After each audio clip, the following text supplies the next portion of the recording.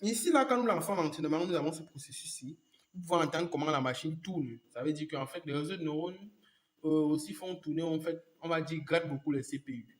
Donc, c'est un peu ça. Ici, nous allons voir dans l'entraînement des réseaux de neurones profonds, nous allons voir ce que vous disiez tantôt, voici les épauches.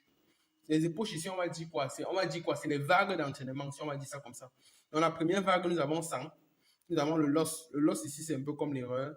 Et le loss, c'est 0,3333. En fait, ce sont les nombres, je ne parviens pas à bien lire. C'est 0,14503. Donc, le loss ici, rassurez-vous, ça ne va jamais dépasser 1. Donc, toute cette valeur loss, ce sont des valeurs qui sont comprises entre 0 et 1. Ils ne seront aussi pas négatifs. Donc, ici, nous avons d'abord, ils nous disent que le modèle est sauvegardé dans le fichier financial data.json. Ici, là, la démonstration en temps réel. Il nous donne le fichier source des données. Dernière date connue. La dernière date connue, ce sont des données de 2025 en tout cas. Donc, ce sont des données qui sont assez récentes. Et je rappelle ici que les données qu'on a utilisées dans ce projet sont des données réelles pour une vraie entreprise. Ce ne sont pas des données sur Kaggle ou bien sur, je ne sais pas, sur un site de données. Et ici, nous avons le besoin le besoin pour la prochaine est de, ici, un peu, je crois qu'il y a un problème au niveau de la prédiction ici.